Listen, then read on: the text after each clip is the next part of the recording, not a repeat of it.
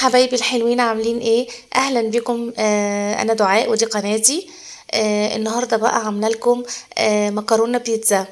يعني مكرونه بيتزا، يعني مكرونه عامله نفسها كده كانها بيتزا.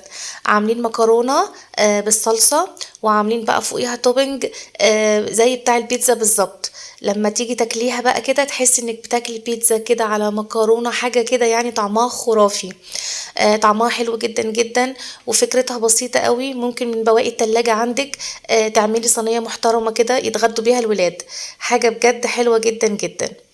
بصوا جمالها، بصوا عاملة ازاي، بصوا مطة الجبنة، بجد تحفة. وصدقوني من بواقي التلاجة يعني حاجة كده لذيذة جدا، وما بتاخدش اي وقت، سهلة وسريعة وحلوة جدا. يلا بقى نشوف المقادير والطريقة، بس الأول نصلي ونسلم على حضرة النبي عليه الصلاة والسلام. أول حاجة عندي حلة فيها مية بتغلي زي ما انتوا شايفين كده، وأنزل فيها المكرونة. طبعا المكرونة حسب عدد أفراد الأسرة عندك. أنا هنا حطيت كيس مكرونة 500 جرام. ما بحطش أي حاجة في مية سلق المكرونة، أنا بكتفي بس بالملح، مش بحط زيت ولا حاجة. واديها كده تقليبة واسيبها بقى ايه تتسلق براحتها. وبعد كده على النار بجيب طاسة بقى، بحط فيها معلقتين كده من الزيت، وبنزل عليهم ببصلاية مفرومة، بصلاية كبيرة مفرومة. وابدأ بقى اقلب في البصلاية دي لحد ما ايه تدبل معايا. لحد هنا بقى لو كنتي وصلتي لحد هنا معايا ياريت تحطي لايك عشان الفيديو يوصل لأكبر عدد من المشاهدين. بس كده البصلاية معايا وصلت للون الذهبي كده زي ما انتوا شايفين. انزل بقى بمعلقة صغيرة من الثوم المفروم، واقلب في الثوم المفروم معايا لغاية ما ريحة الثوم كده تطلع كده والثوم يبدأ يدبل معايا وريحته تطلع. فابدأ بقى انزل بمعلقة كبيرة من الصلصة. انا هنا علشان ما كانش عندي طماطم فحطيت صلصة، كانت عندي صلصة جاهزة حطيتها.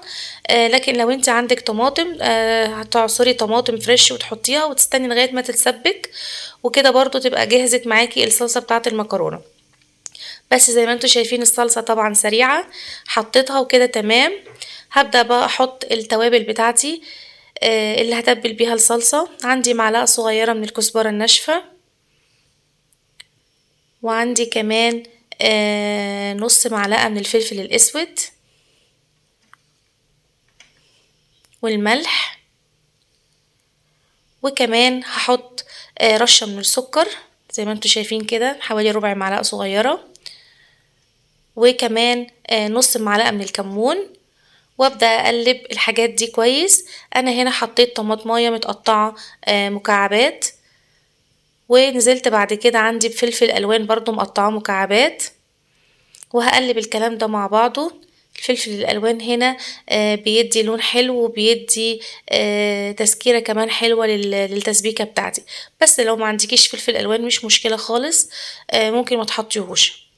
انا كان عندي زي ما قلت لكم كان عندي في الفريزر فاستخدمته.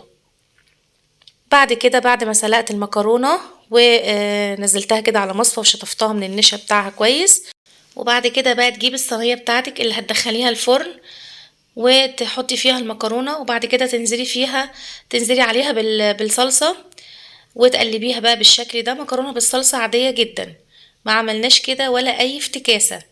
شايفين؟ مش بقول لكم الموضوع سهل وسريع، بس مختلف وجديد في نفس الوقت. بس كده قلبنا. لا لقيتها لسه محتاجه صلصه، انا ما حطيتش الصلصه كلها، قلت اشوف. بس لا لقيتها هحتاج ان انا احط تاني، فهحط بقيه الصلصه واقلب.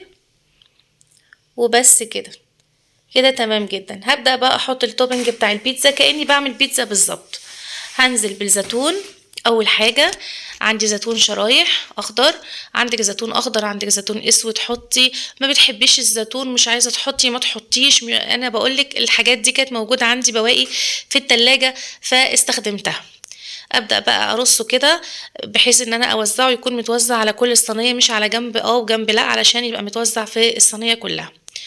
وبعد كده كمان هحط فلفل رومي مقطعه برضو شرايح كده رفيعة. بالظبط يا جماعة، كأني بعمل توبنج بيتزا، كأني بحط كده بعمل بيتزا بالظبط. هحط بقى الفلفل كده من فوق، حوالي قرنين فلفل يعني مقطعاهم كده زي ما انتوا شايفين رفيع كده، وبرضو ارصهم بشكل كويس بحيث ان يتوزعوا على الصينية كلها. وبعد كده كان عندي برضو رومي مدخن، كان باقي من الكوردون بلو اللي عملت لكم اللي نزل الحلقة بتاعته كانت امبارح. كان عندي حبة رومي مدخن كده فقطعتهم حطيتهم. عندك لانشون حطي، عندك سلامي، عندك سجق، عندك اي حاجة حطي، ما عندكيش ما تحطيش مش لازم. انا قلت لكم كان عندي في التلاجة فحطيت. وبعد كده كان عندي برضو جبنة شيدر فنزلت بيها كده على الوش.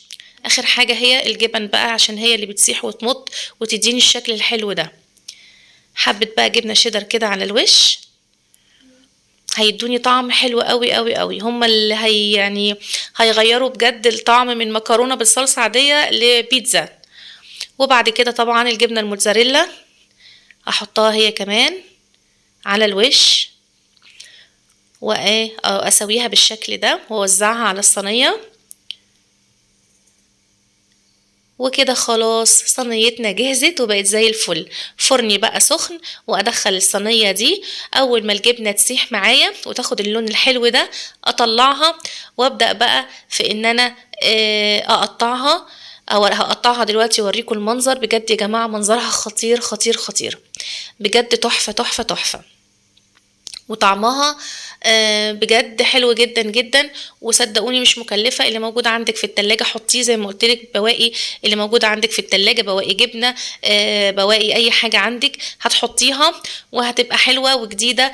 انت ممكن تعملي المكرونة وتقعد ما تتاكلش، لكن لو عملتيها بالطريقة دي صدقيني هتتاكل، لان الولاد بيحبوا اي حاجة فيها الجبن والمطة بتاعت الجبنة والطعم البيتزا والحاجات اللي هي ايه بتشد الولاد دي.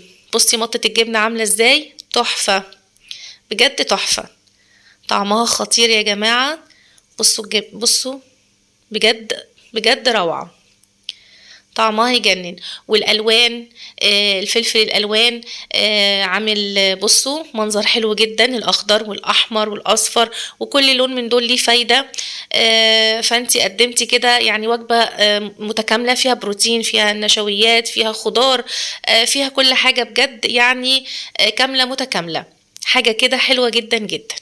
والطعم بجد حلو، جربوها وهستنى رأيكم في التعليقات، لان بجد رأيكم يهمني جدا، وهستنى تطبيقاتكم ان شاء الله.